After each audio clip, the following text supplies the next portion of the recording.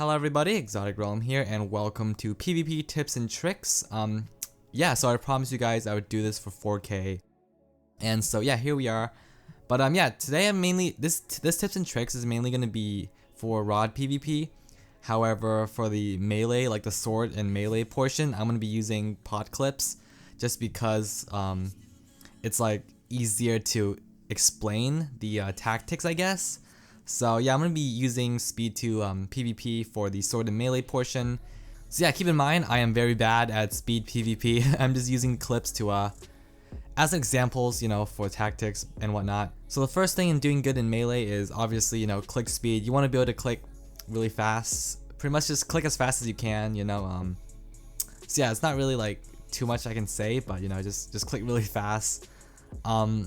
So the main portion of sword and meleeing is mainly just comboing, like comboing people, combo tactics.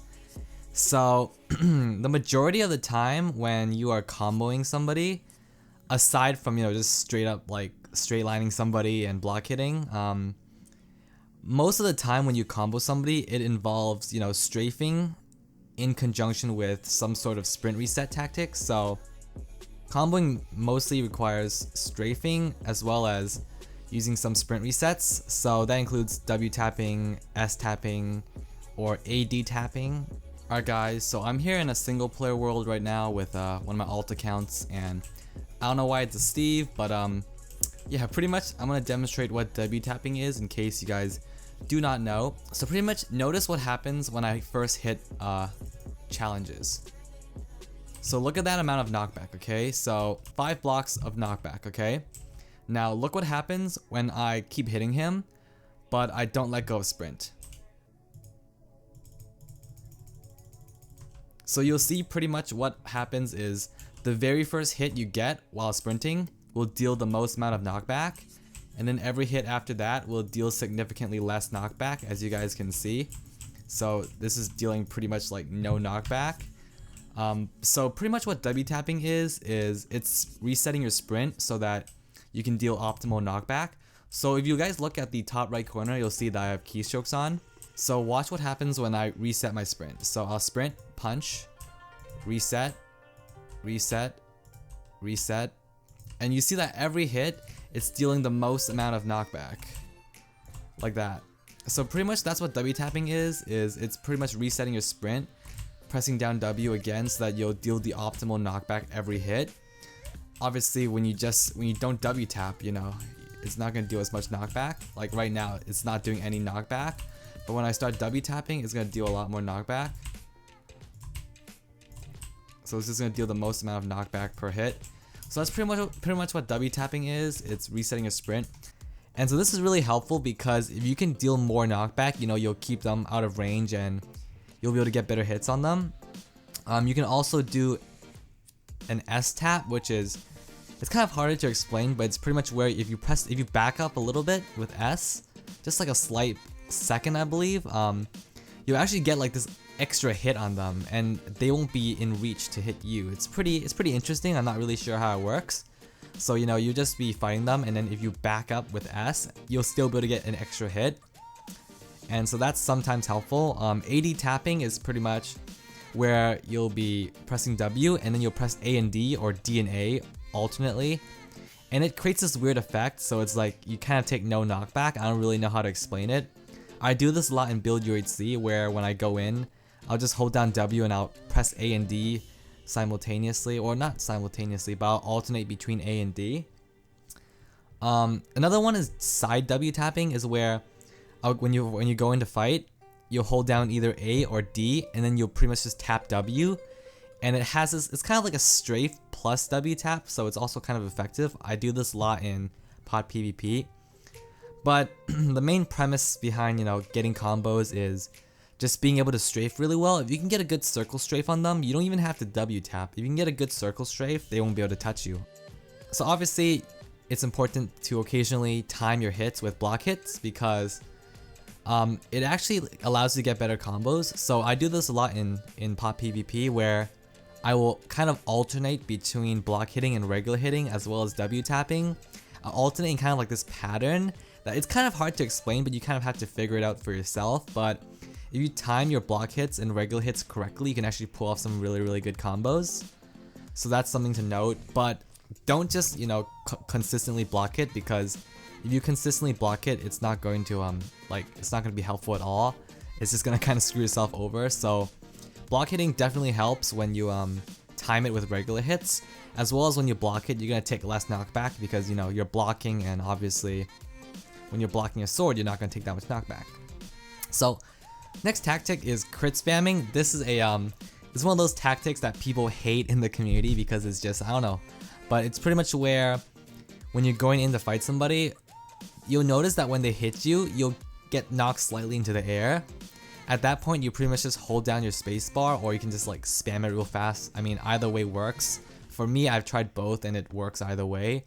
But pretty much if you do that, you'll pretty much just crit them out. It's pretty OP. You'll get locked into them and you'll pretty much just crit them out, and it makes it look like you're hacking. It's pretty fishy. But it's really effective. You'll deal a lot of damage really fast. The next portion is the bow. So I mean, there's not much to say about here. Obviously, you know, you want to predict their movement. That's pretty self-explanatory.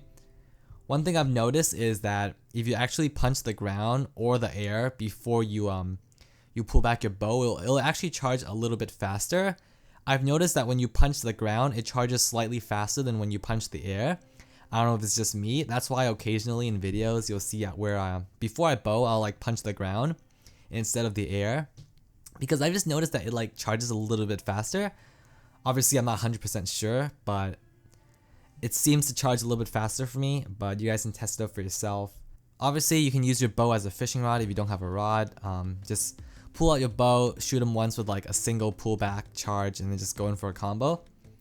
Rods, so fishing rods. Now, the thing about the fishing rod is a lot of people rod at the wrong distance. The thing about the fishing rod is if you rod too close to them, you're not going to have enough time to switch to your sword and fight them. So pretty much what's going to happen is if you rod when they're like 3 blocks away and you're both sprinting at each other, by the time you switch to your sword, they're already going to get a combo on you. It's pretty nasty. So what you want to do is when you want to rod at a good around like, I would say 7-ish blocks, considering you're both running at each other, or assuming that you're both running at each other. If you're too close, just don't go for the rod at all. Just go in for the sword, because you'll definitely have a better chance. But when you do rod, just make sure you do it at a distance. Just time it correctly to make sure you get the combo. So yeah, and when to use the rod, pretty much just in between every hit if you can. You want to try to use it as often as possible. So yeah, that's pretty much it for the rod. So next is FNS. So there's different ways that I like to use the FNS.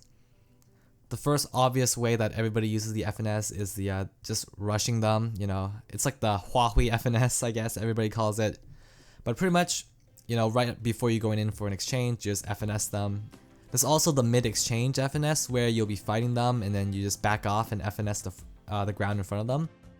I don't do this too often. I mean, I know how to do it. It's just that I don't know, I just don't really do it as often. Obviously, there's a defensive FNS if you are running away from somebody. There's the 180 FNS, there's the 360 FNS, and then there's the jump FNS. The jump FNS is a little bit risky because if you're low on hearts and you end up lighting yourself, then you're pretty much dead because you're low and your opponent is going to be able to reach you, and it's not going to be fun. So, you know, definitely if you want to, it's important to practice your FNS, make sure it gets really good before, you know, attempt anything fancy. Another thing to note is that if somebody's on fire, they're going to take less knockback. So sometimes if you're on fire, it's better to just push them and not back away, because chances are you might have a chance of actually killing them. Whereas if you back away, they're going to be able to catch up to you. I know when Graveyard did his PvP tutorial, he called it the sacrificial fire. It's where when you're on fire, you'll take less knockback and you just push pretty much. It is really risky though, because if they get you low, like real low, you might burn to death. So definitely be careful when you do that.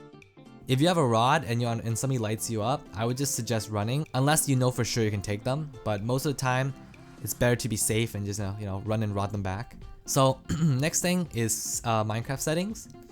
So FOV, this is a pretty big one.